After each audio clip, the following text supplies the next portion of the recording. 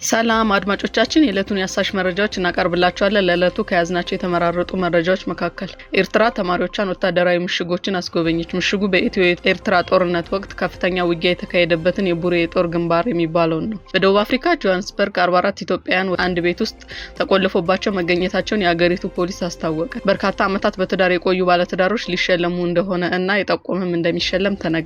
ዝቅተኛ የደሞዝ ወለል አለመወሰኑ በኢንዱስትሪ ፓርኮች ላይ በተለያዩ ፋብሪካዎች የሚሰሩ ሰራተኞች ላይ ችግር ፈጥሯል ሲል የኢትዮጵያ ሰብአዊ መብቶች ኮሚሽን አስታወቀ።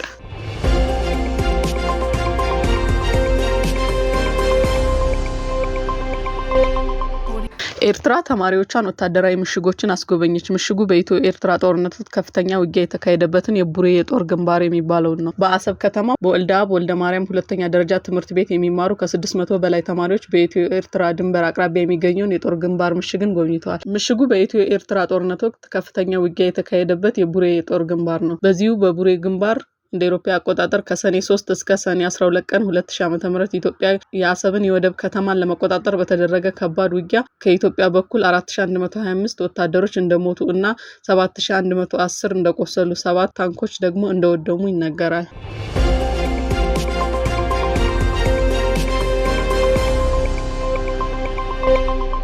በደቡብ አፍሪካ ጆሃንስበርግ 44 ኢትዮጵያውያን አንድ ቤት ውስጥ ተቆልፎባቸው መገኘታቸውን የአገሪቱ ፖሊስ አስታወቀ። በጆሃንስበርግ በአንድ ቤት ውስጥ ተቆልፎባቸው በአስከፊ ሁኔታ ውስጥ የነበሩ ናቸው የተባሉት 44 ኢትዮጵያውያኑ በህገወጥ አዘዋዋሪዎች አማካኝነት ወደ ደቡብ አፍሪካ የገቡ ሳይሆኑ አልቀረም ሲል ፖሊስ ገልጿል። ትላንት ሚያዝያ 23 ቀን 2017 7 ሰዓት ተኩል አካባቢ በአንድ ቤት ግቢ ውስጥ አጠራጣሪ ድምጽ በመስማቱ ፖሊስ ኦፕሬሽኑን በማካሄዱን የአገሪቱ ጋዜጣ ኒውስ 24 ተመለከቱ ያለውን የጆሃንስበርግ ፖሊስ ሪፖርት ዋቢ በማድረግ አስነብቧል። የከተማዋ ፖሊሶች ወደ ቤት ግቢ በመግባት ፍተሻ ሲያደርጉ በሁለት ክፍል ውስጥ 44 ኢትዮጵያውያኑ ተቆልፎባቸው መገኘታቸውን ዘገባው አመላክቷል። አንዱ ብቻ በተሰባበረ እንግሊዘኛ ከፖሊሶች ጋር ለመነጋገር መሞከሩን የጠቆመው ዘገባው ኢትዮጵያውያን መሆናቸው ለፖሊስ መግለጹን አስታውቋል።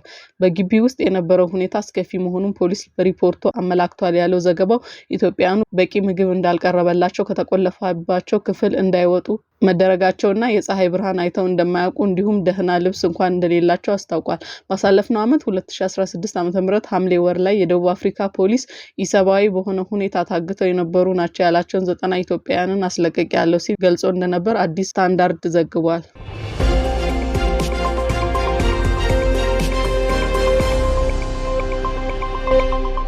በርካታ ዓመት በትዳር የቆዩ ባለትዳሮች ሊሸለሙ እንደሆነና የጠቆመም እንደሚሸለም ተነገረ።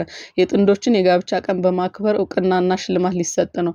የአሜንት ኃላፊነቱ የተወሰነ የግል ማህበር በ2017 ዓ.ም ለ500 ኢትዮጵያውያን ጥንዶች የጋብቻ ቀናቸውን በድምቀት ያከበረ ሲሆን ይኸውም የ10፣ የ15፣ የ25፣ የ50 እና ከዚያ በላይ ጊዜያትን የቆዩ ባለትዳሮችን ያካትታል። በተጨማሪም 10 ጥንዶች በሁነቱ ላይ የጋብቻ ቀለበታቸውን የሚያስሩ ይሆናል።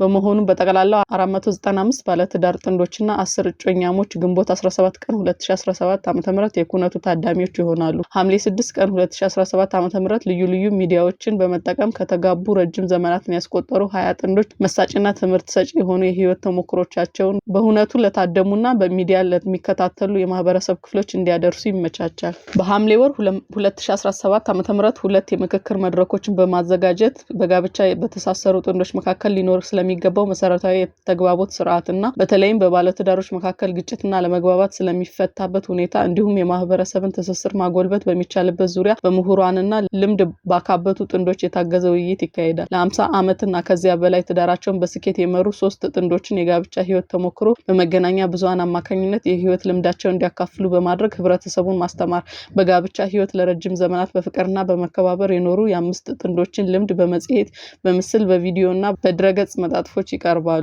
በርካታ ዓመት የቆዩ ባለትዳሮችን የጠቆመ ይሸለማል። ጥንዶቹም ይሸለማሉ። ከዛሬ ጀምሮ ምዝገባ ይጀምራል ተብሏል።